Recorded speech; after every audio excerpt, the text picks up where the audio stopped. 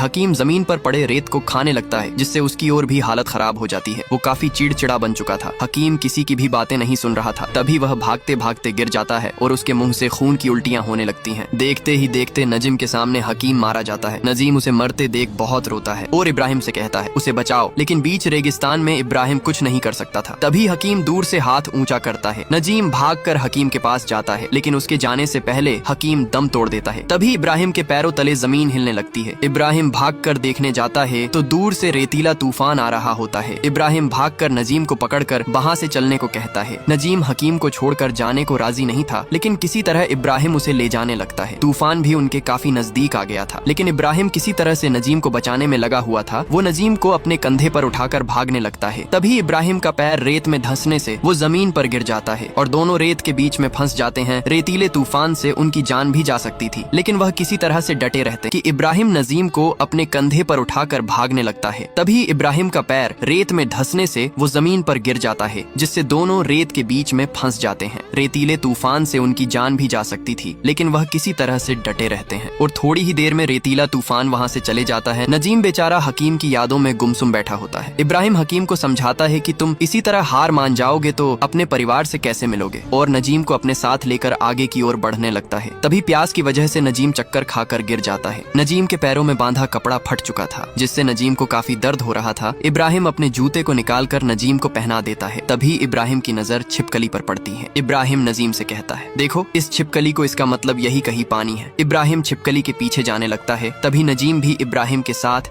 उस छिपकली के पीछे पीछे जाने लगता है। उन्हें दूर एक पेड़ दिखाई देता है। वो दोनों पास जाकर देखते हैं तो वहाँ सचमुच पानी होता है। नजीम भागकर पानी पीने जाता है। तभी इब्राहिम उसे पकड़कर पानी पीने से मना करने लगता है, क्योंकि वह पानी का दलदल था। नजीम की प्यास से हालत खराब हो गई थी। इब्राहिम कपड़े को पानी में भिगोकर नजीम को पिलाने लगता है, जिससे नजीम की प्यास बुझ जाती है। इब्राहिम को रेत में खाली शीशी की बोतल मिलती है। इब्राहिम बोतल में से रेत को निकाल कर रख लेता है। अब ये लोग फिर से आगे की ओर बढ़ने लगते हैं। भूख से इनकी हालत खराब हो चुकी थी। तभी कुछ ही देर में रात हो जाती है। अब अगली सुबह नजीम की आंख खुलती है तो उसे वहाँ दूर दूर तक इब्राहिम कहीं नहीं दिखता। तभी नजीम की नजर पानी की बोतल पर पड़ती है, जो इब्राहिम ही वहाँ छोड़ कर गया था। नजीम उस बोतल को लेकर धीमे धीमे आगे की ओर बढ़ने लगता है। भूख और प्यास से नजीम पूरी तरह से टूट गया था। तभी नजीम इब्राहिम के द्वारा दिए गए पानी को पीकर अपनी प्यास बुझाता है और जल्दी जल्दी भागकर आगे की ओर बढ़ने लगता है। तभी वो रेत से फिसल कर गिर जाता है और बिना हार माने उठकर भागने लगता है। तभी फिर से वह चक्कर खाकर गिर जाता है और उसके हाथ से बोतल फिसल कर लुढ़कते लुढ़कते सड़क पर आ जाती है। आखिर नजीम किसी तरह से सड़क तक पहुंच ही गया।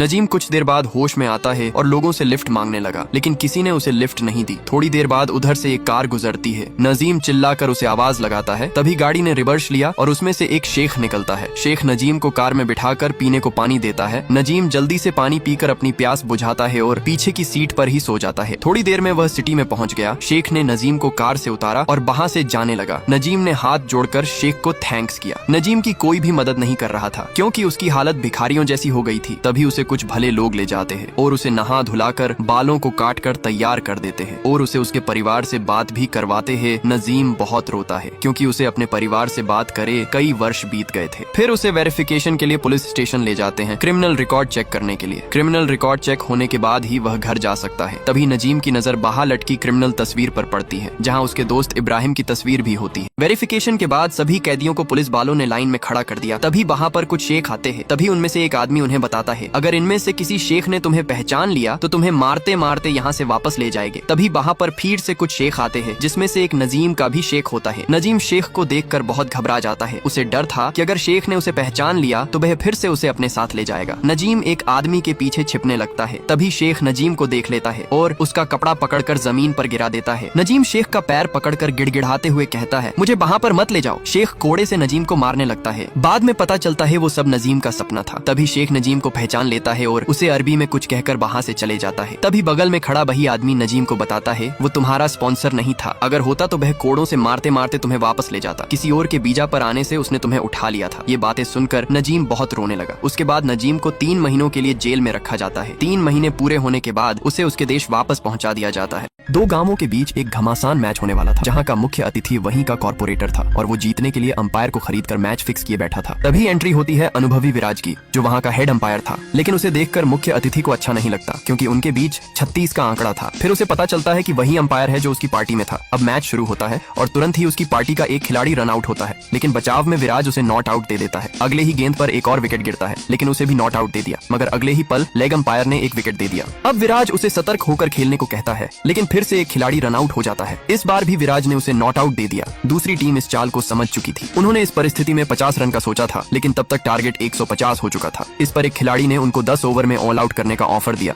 और उधर सब उसके प्रयासों से झुकने लगे ताकि उसे लगे कि उसकी टीम हार रही है। ये सब सुनकर विराज के होश उड़ जाते। अब विराज विरोधी टीम के कैप्टन को अच्छा खेलते हुए देख उसे मोटिवेट कर देता है, जिस वजह से वह लगातार 2-3 शॉट्स जड़ देता है। यह देख फिक्सिंग प्लेयर विराज को उसे रोकने के लिए कहता है। इस पर विराज उसे कहता है कि चिटिंग न पकड़ी जाए, इसलिए 5 ओवर तक टालते हैं। लेकिन जल्द ही समय बीत जाता है और देखते ही देखते 15 ओवर हो चुके होते हैं और एक भी विकेट नहीं मिलती है। कुछ ही देर में विरोधी टीम मैच जीत भी जाती है। विराज के इस कारनामे की वजह से वह प्लेयर उसका कॉलर पकड़ लेता है। तभी विराज उसे कहता है कि वह टीम मैनेजर को चिटिंग की बात बता देगा। अब जाते समय विरोधी टीम का कैप्टन आकर विराज को धन्यवाद देता है और कहता है, एकदम से पार्टी क्यों बदल ली? इस पर विराज उससे कहता है, तुम बहुत अच्छे प्लेयर हो, मैं चंद पैसों के लिए तुम्हें डिमोटिवेट नहीं कर सकता। तभी वह प्लेयर उसे पार्टी में इनवाइट करता है, लेकिन विराज मना कर देता है। तब वह कहता है, आप जो कहें वही। तभी विराज उसे ताज होटल बुक करने के लिए कहता है। होटल में आने के बाद विराज जितना क्रिकेट का फैन है उतना ही मस्ती में सचिन का मैच देखता रहता है। तभी अचानक उसके पिता वहां आते हैं और उसे डांटते हुए कहते हैं, तुम सच में क्रिकेट को करियर बनाना चाहते हो? विराज जवाब देता है, हाँ पापा। इस पर उसके पिता 1 साल का वक्त देते हैं और कहते हैं, अगर रेलवे क्रिकेट में सिलेक्शन नहीं हुआ तो तुम्हें नौकरी करनी पड़ेगी। अगले दिन विराज रेलवे के क्रिकेट कोच से मिलने जाता है, लेकिन हर बार की तरह इस बार भी उसे निराशा हाथ लगती है। वह वहां से जाते वक्त एक खिलाड़ी से सुनता है, यहाँ सफलता पाने के लिए सिर्फ कौशल नहीं किस्मत भी चाहिए। इसी बीच कॉर्पोरेटर कुछ युवाओं को रेलवे नौकरी में सहायता देने के लिए अपनी शर्तें रखते हैं। वह युवाओं को रैली में बुलाने के लिए कहता है, लेकिन उनमें से एक जवाब देता है, नहीं भैया, हम उनका साथ नहीं दे सकते। इस पर कॉर्पोरेटर उन्हें नौकरी देने के साथ बिरयानी और क्रिकेट किट बांटने का आदेश देता है। क्रिकेट के सपने को पूरा करने के लिए विराज सिप से निकल रहे कॉपर और सल्फर को निकालने का जोखिम उठाता है। वहाँ का गार्ड उसे देख लेता है और उसे पकड़ने के लिए दौड़ पड़ता है। भागते हुए विराज एक सिप के अंदर छिप जाता है, जहाँ एक अजनबी लड़की सुबह का नजारा कैमरे में कैद कर रही होती है। गार्ड के जाने के बाद विराज और उस लड़की की नजरें मिलती हैं। लगता है अब लव एट फर्स्ट साइट की शुरुआत होने वाली है।